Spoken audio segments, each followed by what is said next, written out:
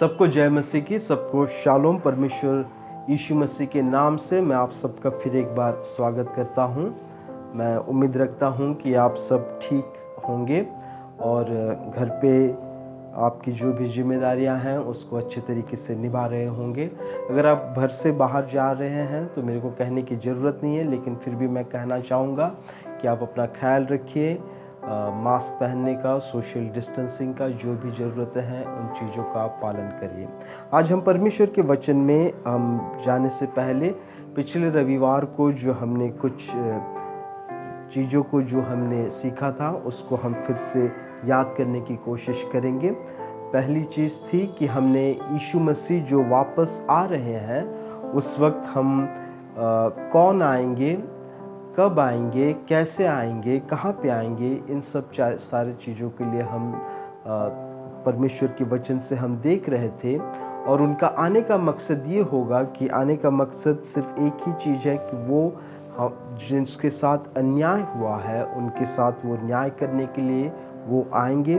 और न्याय जो है परमेश्वर के भवन से शुरू होगा और परमेश्वर के भवन से वो बाहर वो दूसरे लोगों के ऊपर होगा। अगर यीशु मसीह वापस आ रहे हैं तो हमें किस तरीके से अपने आप को तैयार रखना है, क्योंकि नए नियम में कम से कम 300 से ज़्यादा आयत हैं जहाँ पे हमें यीशु मसीह के दोबारा आने के बारे में कहा जाता है। और यीशु मसीह का दोबारा आने के बारे में इतना इसलिए कहा जाता है ताकि हम अपने आप को तैयार रखें।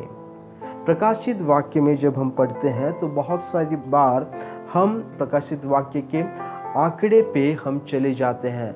666 क्या है, या वहाँ पे जो कोई भी और नंबर्स है उसके ऊपर हमारा ज़्यादा ध्यान बढ़ जाता है।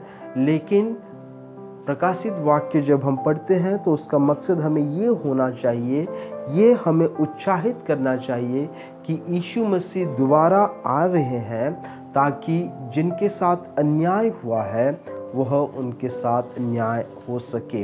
और हमें जब वो वापस आते हैं उनके साथ मिलने के लिए हमें किस तरीके से तैयार होना है, हमें अपने आप को किस तरीके से हमें तैयार रखना है।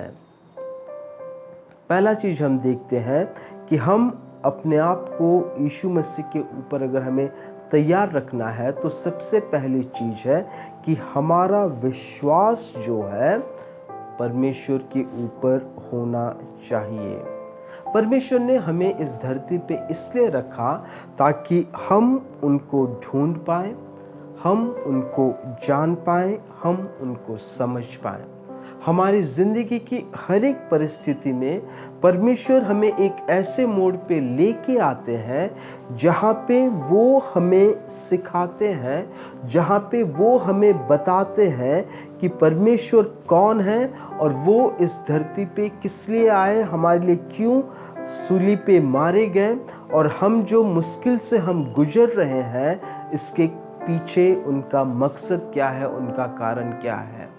कई बार हम अपने गलतियों की वजह से हम मुसीबत में जाते हैं, और कई बार जब हम मुसीबत में जाते हैं तब हम परमेश्वर के पास आने का और मौका होता है और हम परमेश्वर के पास आते हैं और उस वक्त हम परमेश्वर को हम जानते हैं।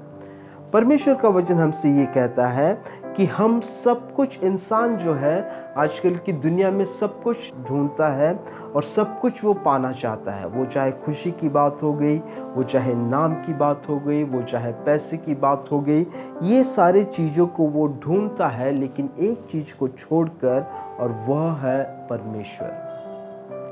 परमेश्वर को वो छोड़कर वो सब कुछ ढूंढता है। और परमेश्वर का वचन हमसे इब्रानियों 11 का 6 आयत में ये कहते हैं कि विश्वास के बगैर हम परमेश्वर को हम प्रसन्न नहीं कर सकते।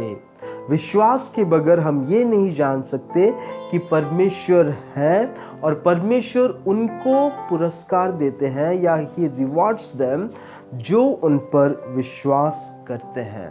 लेकिन विश्वास किस बारे में? केवल वो परमेश्वर है इस बारे में, या हम कब परमेश्वर के पास हम आके हम ये कहें कि परमेश्वर आप हैं, मैं इससे खुश हूँ, या फिर इससे बड़ी चीज़ और कुछ है हमें परमेश्वर के पास अगर हमें विश्वास के साथ आना है तो। वचन हमसे ये कहता है कि हम सब पापी हैं और हमें पाप की क्षमा की ज़रूरत है। हमें मन फिराना हमें सबकी ज़िंदगी में ज़रूरत है।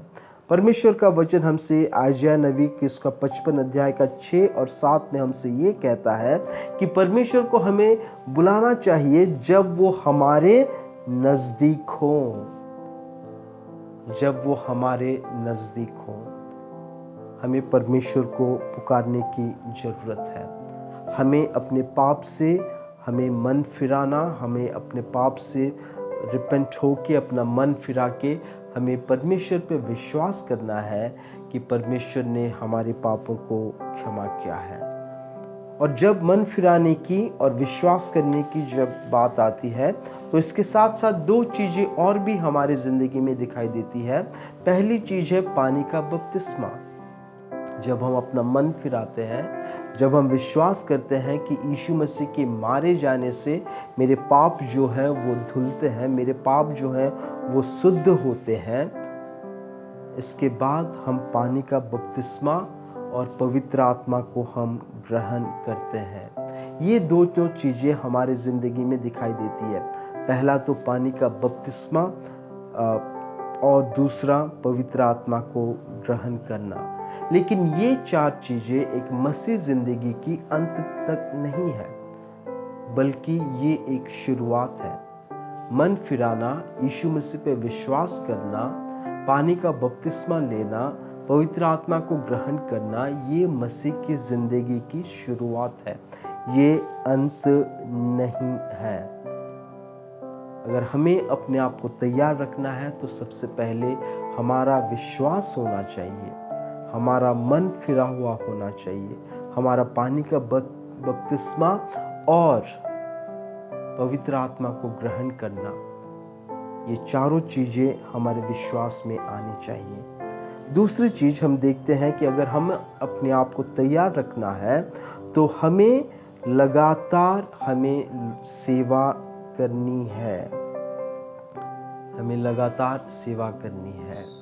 A continuous service. मत्ती लिखित सुसमाचार उसका 24वां अध्याय में यीशु मसीह अपने आने का चिन्ह बताते हैं या आने के समय में क्या क्या चीज़ें हैं उसके बारे में बताते हैं। लेकिन 25वें अध्याय में हम ये देखते हैं कि हमें अपने आप को कैसे तैयार रखना है, हमें अपने आप को कैसे तैयार रखना है।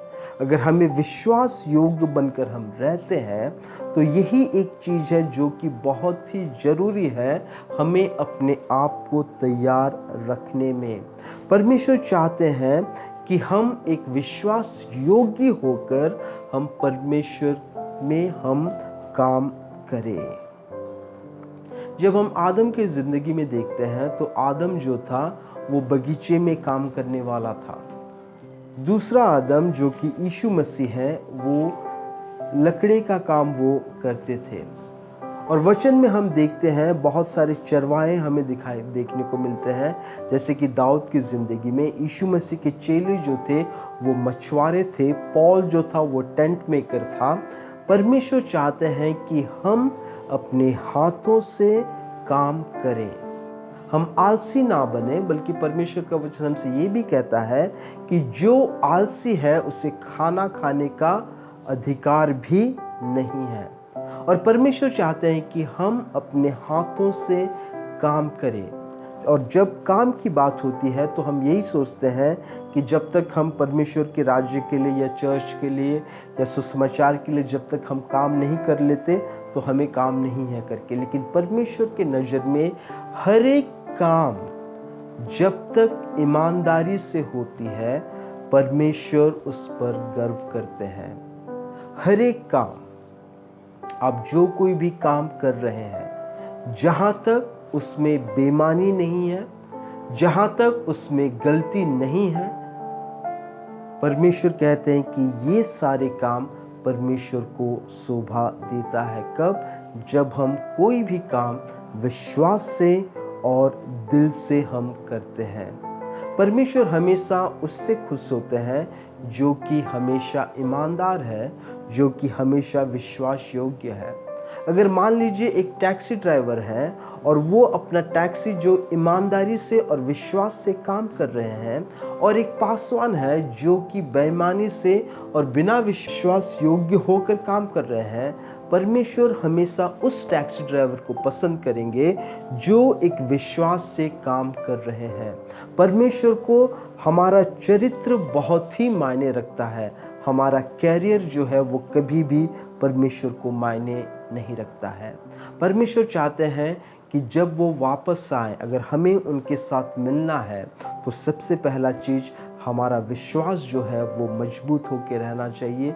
जहाँ पे हम अपना मन को फिराए, विश्वास करें, पानी का बपतिस्मा ले और पवित्र आत्मा को ग्रहण करें। दूसरा, हम लगातार हम विश्वास योग्य होकर हम काम करता रहें। तीसरी चीज, पवित्रता। सुसमाचार जो है ना कि केवल हमारी पापों की क्षमा के बारे में बात करता है, लेकिन एक पवित्र जिंदगी जीने के लिए भी वो हमसे दावा करता है। वचन हमसे ये कहता है कि परमेश्वर पवित्र है और हम सबको पवित्र बनकर रहना है। एक वक्त था, शायद वो मुश्किल था, लेकिन जब हम पवित्र आत्मा को जानते हैं, जब हम पवित्र आत्मा की संगति में चलते हैं, जब हम पवित्र आत्मा के साथ चलते हैं, हमें पवित्रता में जीने में आसानी होती है। और वचन हमसे ये कहता है कि जब तक हम पवित्र ना हो जाएं, तब तक हम परमेश्वर को नहीं देख सकते हैं। पहली चीज, जब तक हमारा एक इंडिविजुअल फेथ ना हो, तब तक हम परमेश्वर का दूसरे बार आने में हम उनको नहीं मिल सकते। जब तक हम अपनी ज़िंदगी में लगातार कार्य को नहीं करते हैं, उससे हम नहीं मिल सकते। तीसरी चीज़, जब तक हम पवित्र ज़िंदगी से ना जी ले, परमेश्वर से हम नहीं मिल सकते। चौथी चीज़, जब तक हम संगति ना करें, जब तक हम दूसरों के साथ हम संगति ना करें। इब्रानियों उसका 10:25 में ये कहा जाता है कि हम सबको मिलना चाहिए, जहाँ पे हम एक दूसरे को एनकरेज कर सके, जहाँ पे हम एक दूसरे को उछा सके। और जैसे कि परमेश्वर का दिन निकट आने वाला है, आयत हमसे ये कहता है कि हम एक दूसरे को एनकरेज करें। इसका मतलब ये है कि हम एक दूसरों को सपोर्ट दें, एक दूसरे को हम मदद करें। पांचवा चीज है सुसमाचार। सुसमाचार ना केवल हमारे देश या आस पड़ोस में है उनके लिए, लेकिन वचन हमसे ये कहता है कि दुनिया के कोने कोने तक परमेश्वर का सुसमाचार वो हमें लेके जाना है। और जब हम यीशु मसीह वापस आएंगे, हम अकेला ना जाएं, बल्कि और भी हमारे साथ हो, और लोग भी आए जो कि परमेश्वर के पास जाए और परमेश्वर के साथ रहे। छठवां चीज हम देखते हैं, सोशल एक्शन या दूसरों की मदद करना। वचन हमसे ये कहता है कि हमें दूसरों को अपनी तरह प्रेम रखना है। गलतियों उसका 6:10 आयत में ये कहा जाता है, हमें हारना नहीं है अच्छे काम करते करते, हमें थकना नहीं है अच्छे काम करते करते। खास करके उनके लिए जो कि यीशु मसीह को जानते हैं।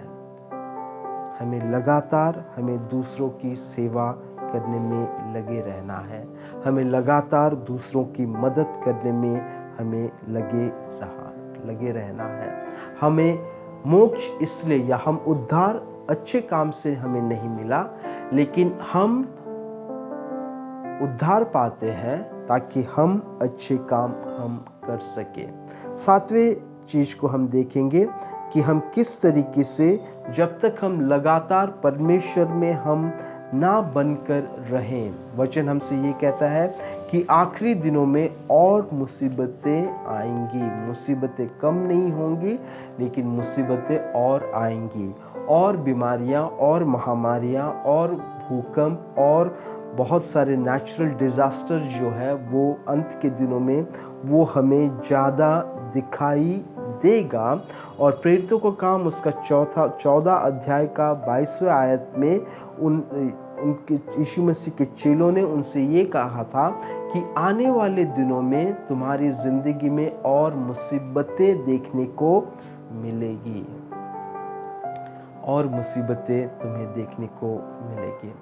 यूहन्ना 16 का 33 में हमसे ये कहा जाता है कि इस दुनिया में हमें मुसीबतें होंगी, इस दुनिया में मुसीबतें हमारी ज़िंदगी में होंगी। 7 चीज़ें हम देखते हैं जब हम यीशु मसीह के दूसरे बार आने की हम अपने आप को तैयारी करते हैं। सबसे पहला हमारा विश्वास यीशु मसीह के ऊपर। दूसरी चीज़ परमेश्वर की लगातार सेवा, और जो कोई भी कार्य में हमें परमेश्वर ने दिया है उस पर सेवा।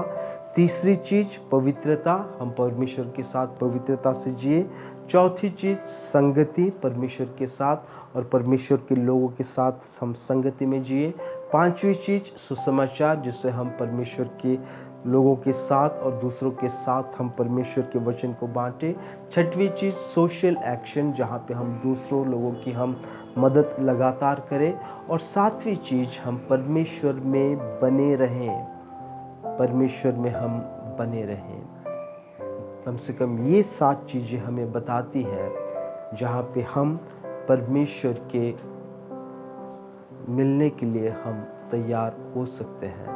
ऐसे ये 7 चीज़ें हैं, और भी चीज़ें हो सकती हैं, लेकिन ये 7 चीज़ें हमारी ज़िंदगी में मायने लाती हैं कि हम किस तरीके से हम अपने आप को तैयार रखें जहाँ पे हम परमेश्वर के साथ हम मिल सकें। हम ये ना भूलें कि यीशु मसीह का इस दुनिया में आने का मकसद यही था कि वो न्याय दे।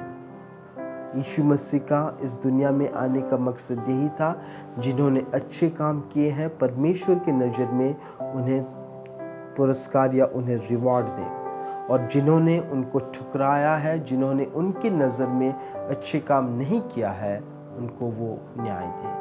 और जब न्याय का वक्त होता है, आपकी गुनाह के लिए परमेश्वर मुझे से न्याय नहीं लेंगे, मेरी गुनाह के लिए परमेश्वर मुझसे आप गुनाह नहीं लेंगे। हम खुद के किए हुए कार्य के गुनहगार या खुद के किए हुए काम के हम जो है हम उसका हम जजमेंट में हम बैठेंगे, उसका हम सामना करेंगे। परमेश्वर इन चीज़ों पे, इन 7 चीज़ों पे आप सबको आशीष दे। सबको धन्यवाद, सबको जय मसीह की।